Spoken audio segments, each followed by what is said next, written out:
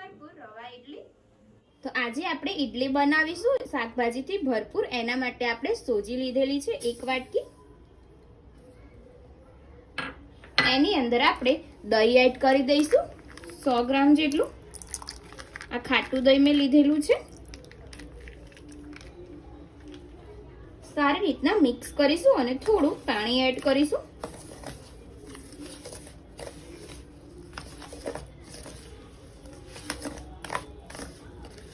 આની અંદર અડધો ગ્લાસ જેટલું પાણી એડ કરીને આવું બેટર બનાવી દીધું છે। હવે આપણે આની અંદર વેજીટેબલ એડ કરી દઈશું જે તમને પસંદ હોય તે। આ મેં ઓરેન્જ ગાજર લીધેલું છે ઝીણું સમારીને અડધું, એ આપણે એડ કરી દઈશું।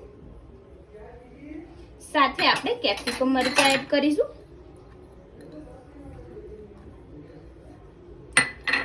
કાકડી એડ કરી દઈશું કાચી।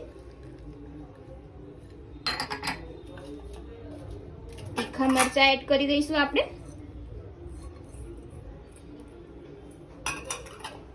સ્વાદ અનુસાર મીઠું લઈ લઈશું।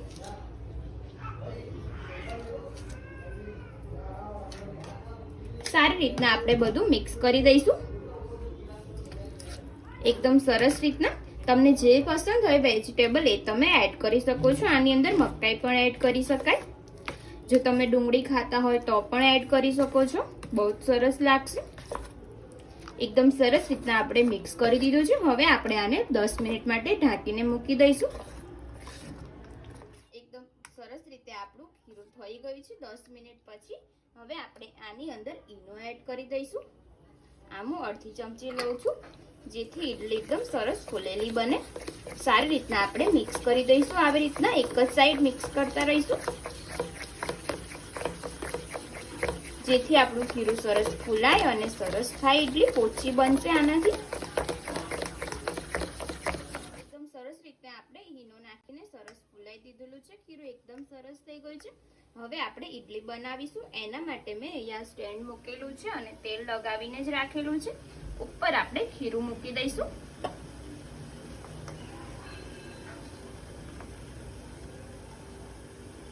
તમારી જોડે સ્ટેન્ડ ના હોય તો તમે વાટકીમાં પણ બનાવી શકો છો।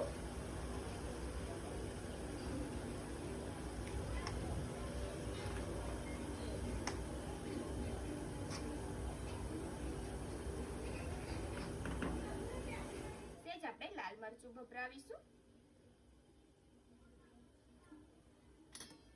હવે આપણે આની ઉપર ઢાંકી દઈશું વાસણ અને વરાળથી બફાવા દઈશું। 5 મિનિટ માટે આપણે બફાવા દઈશું। 5 મિનિટ પછી આપણે ચેક કરી લઈશું। એકદમ સરસ રીતે આપણી ઇડલી થઈ ગઈ છે। તો આપણે આને કાઢી લઈશું। થોડી આપણે ઠંડી થઈ જાય પછી આપણે ઇડલી કાઢીશું, કેમ કે ગરમ ગરમમાં કાઢશો તો તૂટી જાય એટલા માટે।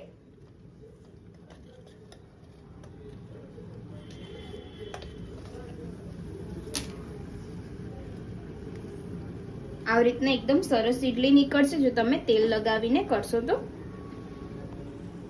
અને એકદમ પોચી પણ બની છે।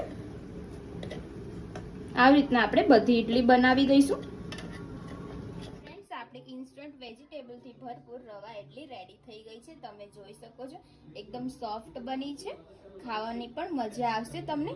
જો તમને મારી રેસીપી પસંદ આવી હોય આજની તો વિડીયોને લાઈક કરજો, શેર કરજો અને ચેનલને સબસ્ક્રાઇબ કરવાનું ના ભૂલતા। તો ચાલો મળીએ આપણે એક આવી જ નવી રેસીપી સાથે। જય માતાજી, જય શ્રી કૃષ્ણ।